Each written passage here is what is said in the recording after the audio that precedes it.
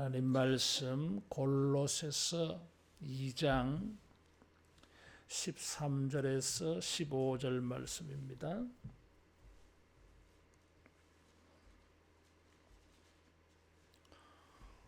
골로새서 2장 13절에서 15절 말씀. 또 범죄와 육체의 무할례로 죽었던 너희를 하나님이 그와 함께 살리시고 우리의 모든 죄를 사하시고 우리를 거스르고 불리하게 하는 법조문으로 쓴 증서를 지우시고 제하여 버리사 십자가에 못 박으시고 통치자들과 권세들을 무력화하여 드러내어 구경거리로 삼으시고 십자가로 그들을 이기셨느니라. 아멘. 신앙생활을 하면서도 항상 우리를 지배하고 있는 것은 죄요, 죄책감입니다. 예수님의 십자가는 우리가 떨치기가 그렇게 어려운 죄와 죄책에서 자유케 하는 그런 놀라운 은혜가 있습니다. 13절에 보니까 범죄와 육체의 무할례로 죽었던 우리를 살리셨다 그랬어요. 범죄라고 하는 이 말은 헛디뎠다, 발을 헛디딘 걸 말해요. 뭔가 중심을 잡지 못하고 넘어지는 것, 실족하는 것, 이런 것을 표현하고 있습니다. 우리는 이런 범죄가 있어요. 고의적이든 비고의적이든 죄를 짓습니다. 그래서 항상 이 죄로 우리는 패배감에 빠집니다. 사탄은 이런 죄를 가지고 우리에게 틈을 타서 공격을 합니다. 그래서 그리스도의 십자가의 죄 용서의 놀라운 은혜 속에 우리가 살지 못하고 마귀가 주는 정죄감 속에 살아야 돼. 여기 육체의 무할례라고 하는 것은, 할례는 하나님과의 언약, 계약을 말합니다. 하나님과 계약을 맺지 않은 사람들, 그러니까 행실로 짓는 죄도 있고 아예 하나님과 관계가 전혀 없는 것이 죄예요. 성인 군자라도 예수님을 믿지 아니하면 죄인이에요. 어떤 측면에서 죄인인가 하면 하나님과 무관한 것, 하나님과 관계없는 그 사실 자체가 죄악이에요. 이런 것으로 우리는 죽었다 그랬어요. 그런데 예수님의 십자가로 함께 살리시고 그랬어요. 12절에 보면 함께 일으키심을 받았느니라 그랬는데 13절에는 함께 살리시고, 예수님이 부활하셨어요. 그때 예수님만 부활하신 게 아니라 우리도 살아났어요. 영적으로 죽었던 우리들이 살아났어요. 어떤 생명으로 살아났습니까? 예수님의 부활의 생명으로 살아났어요. 나를 믿는 자는 죽어도 살겠고 그랬어.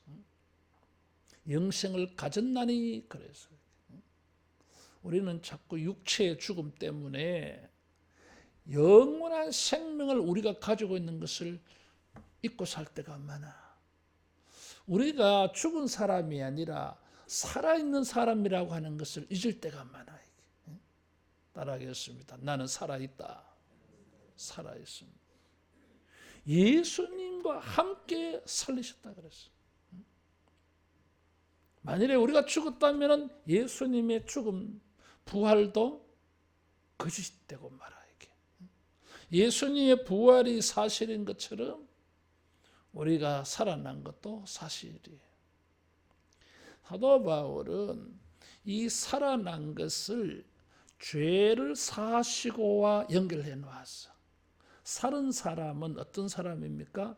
죄를 용서받은 사람이요.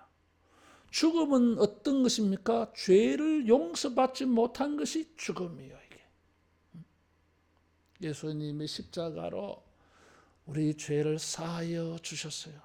그러면 우리가 살은 자예요. 이게. 우리가 바울이 말하는 이 구절을 주목해 볼 필요가 있어요. 살리시고 죄를 사하시고. 살아있는 사람은 죄 용서 받은 사람. 여러분, 예수님이 십자가에서 우리 죄를 사하심을 믿습니다. 우리 죄를 용서해 주셨어요. 여러분, 이 용서라고 하는 이 단어의 어근은, 뿌리는 은혜라고 하는, 기쁨이라고 하는 이 단어와 어근이 전부 같아. 은혜, 기쁨, 용서, 이 단어는 다 똑같은 단어에서 나온 말이에요. 이게. 그래서 서로 의미가 통하는 말이에요. 이게. 은혜는 자유롭게, 그런 뜻이야. 그저 공짜로 자유롭게 해주는 게 은혜예요. 우리 갈라디아서를 통해서 지금 자유의 기초를 지금 다지고 있는데, 예수님께서 십자가를 가지고 우리에게 죄에 대하여서 자유하게 해줬어요. 죄의 형벌로부터 자유, 해방되게 벗어나게 해주셨어요. 이게. 그게 은혜고 그게 용서예요. 용서는 어떤 겁니까? 우리가 용서해 준다 하면은 우리의 허물과 죄에서 우리를 벗어나게 하는 겁니다. 그 허물과 죄로 구속하지 않아. 그게 용서예요. 자유예요, 자유. 자기가 잘못한 것에 대해서 어떤 공격도 비난도 정죄도 받지 않는 게 용서. 이게 자유예요. 예수님은 십자가로 우리 죄를 용서하셨어요. 영원토록 단번에 용서하셨어요. 이게 복음이에요. 그 죄 사함을 좀 더 비유를 들어서 표현을 했는데, 그것이 14절에 우리를 거스르고 불리하게 하는 법조문으로 쓴 증서를 지우시고 제하여 버리시고 십자가에 못 박으시고 그랬어. 저기 법조문이 있어요. 율법을 말해. 그리고 우리 죄에 대한 징벌의 조문을 말해. 증서가 있어, 증서가. 우리를 항상 죄인으로 낙인 찍는 법조문 증서가 있어요. 그리고 그 죄 때문에 우리는 너는 죄인이다, 딱지가 딱 판결이 난 쪽지가 있어. 판결문. 판결문이 있어요.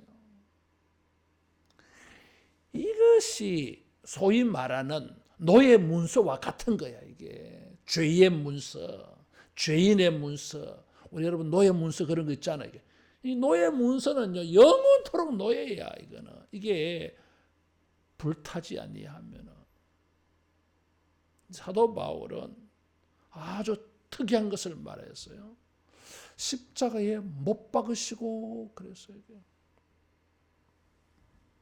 그 증서를 지우셨다 그랬어. 빡빡 문질러서 흔적도 없이 싹 지운 거예요. 이게 이 법조문에 우리를 죄인 되게 하는 많은 율법들의 내용들이 있어요.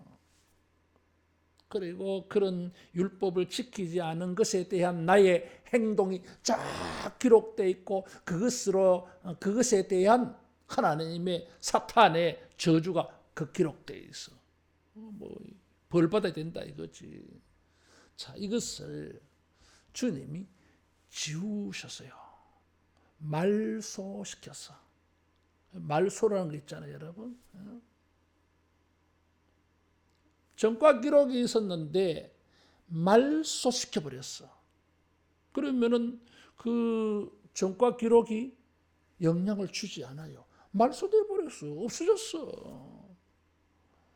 말소됐다고 하는 건 이게 자꾸 우리 말로는 이렇게 빨간 줄을 이렇게 꺾고 하는데 이건 아예 흔적도 없이 지워버렸어. 무엇을? 법조문을 지워버렸어요. 그 법조문이 살아있는 동안에는 우리는 언제나 죄인이 되니까 아예 마치 법을 없앴다고 하는 표현이에요. 이게 지우시고 제하여 버리사, 제하여 버린다고 이런 거예요. 땅에 떨어져 있는 것을 주워 들어 올려가지고 저 던져버렸어. 동이 서에서 먼 것 같이 이 법조문을 그리고 우리가 범죄한 기록을 주워가지고 뚫뚫 말아서 집어 던졌어. 어디가 있는지 몰라. 그 다음에 세 번째 표현은 뭐예요? 그 법조문을 십자가에 못 박았어요. 예수님이 십자가에 못 박혔는데 사도 바울은 주님과 함께 우리를 정죄하던 법조문을 십자가에 못 박았어. 그래서 이 법조문은 더 이상 우리에게 영향을 주지 않아. 이 율법이 우리를 더 이상 죄로 정죄하지를 못해. 조문이 없어요. 이제 뭐 이렇게 노예 활동을 하면서 이 뭐 교회법 이런 걸 가지고 이렇게 목사님들, 뭐 교회들 이렇게 돕는 일들을 조금 하고 있는데 여러분 이게 있어. 어떤 행동이 죄를 지었는데 이 죄를 죄라고 규정할 수 있는 조문이 법조항이 없어. 네? 이걸 재판을 해서 벌을 줘야 되겠는데 뭘 벌을 줄 수 있는 법률이 없어. 법률이 이게 있어야 되거든. 이걸 기준으로 해서 이거는 죄다 죄가 아니다 해야 되는데 뭐 판단할 수 있는 뭐 근거가 없는 거야. 그리고 이 사람은 뭐예요? 재판을 할 수가 없어요. 기각이야. 무죄야 이게. 우리가 이렇게 볼 때는 정서적으로 볼 때는 도덕적으로 볼 때는 관습적으로 볼 때는 야 저건 나쁜 짓인데 저건 죄야. 근데 이거 재판할 수 있는 뭐 법이 있어야지. 뉴스를 듣다가 보면 여러분 이런 게 많아요. 여러분. 예수님께서 십자가에 달리시면서 우리를 죄인 되게 만드는 법조문을 다 지워버렸어. 지워버렸어. 그리고 그것을 저 날려버려서 동이 서에서 먼 것 같이. 그리고 그것을 십자가에 못 박아서 효력을 발휘할 수가 없어요. 따라하겠습니다. 주님의 법이 율법을 이기셨다. 하나님의 법, 십자가의 법이 예수님의 법이 이 율법을 무력화, 무효화시켰어요. 그래서 예수님의 십자가를 믿는 사람들은 이 율법의 법조항에서 율법의 징벌에서 우리는 해당 사항이 없어. 뭐 공격을 하려고 재판을 하려고 벌을 주려고 하니까 전에는 있었는데 이게 지워져가 없는 거야. 그래서 예수님의 십자가는 우리 죄를 용서하게 했어요. 그 다음에 세 번째 세력이 있어. 15절에 보면 통치자들, 권세들. 어제 아침에 말씀드렸지만은 긍정적으로 표현할 때는 천사를 표현하는 말이고 부정적으로 표현할 때는 사탄을 표현하는 말이에요. 이게. 그러면 여기서는 부정적으로 사용되어진 거야. 우리로 하여금 죄를 짓게 만드는 이 어둠의 죄의 세력들. 우리는 선을 행하고 싶은데 이 죄의 세력이, 이 어둠의 세력이, 사탄의 세력이 우리에게 강하게 역사해가지고 우리가 죄를 짓는 거예요. 이게 용서받았는데 우리는 계속 죄를 짓게 돼 있는 거예요. 이게 예수님께서 그걸 다 알고 세 번째는 통치자들과 권세들을 무력화했다. 그래서 무력화라고 하는 것은 빨가벗기는 걸 말해요. 무력화한다고 하는 이 단어는 원어가 옷을 벗긴다라는 말이에요. 그리고 옷을 벗겨서 드러내요. 이렇게 연결이 되어지는 거지. 이 사탄을 완전히 발가벗겼어. 그래서 구경거리가 돼. 사탄의 정체가 노출되어져 가지고 수치스럽게 되어져. 근데 이런 표현이 옷을 벗겨서 드러내어 구경거리로 삼으신다고 하는 말이 어디서 나온 말이 언제 사용되어지는 말이냐 하면 전쟁에서 사용되어지는 말이야. 이게 전쟁이 붙어가지고 승리를 했어요. 승리하면 저 패배한 사람들 어떻게 합니까? 옷을 벗겨. 그러고는 질질질질 끌고 오는 거야. 그러면은 승리한 나라의 왕과 백성들이 다 나와가지고 막 박수치고 환호성을 지르고 환영하고 그러잖아. 이게 예수님이 십자가로 통치자와 권세자들을 무력화시켜서 승리했다는 거예요. 그래서 저것들을 구경거리가 되게 했어. 그래서 사탄이 통치자와 권세자들은 막 수치를 당해. 고개를 들 수가 없어. 정체가 들통나가지고. 그래서 15절에 십자가로 그들을 이기셨느니라 그랬어. 우리로 하여금 범죄의 기록도 말소시키고 그 다음에 앞으로 또 죄를 짓는 걸 어떻게 합니까? 죄를 짓게 하는 세력들, 영향력도 주님이 십자가로 다 정복했어. 정복했어요. 이것이 십자가의 놀라운 은혜. 그런데 말이에요. 현실은 이것들이 무력화되어졌으면 우리에게 아무런 영향을 실제적으로는 주지 않아야 되잖아. 이게.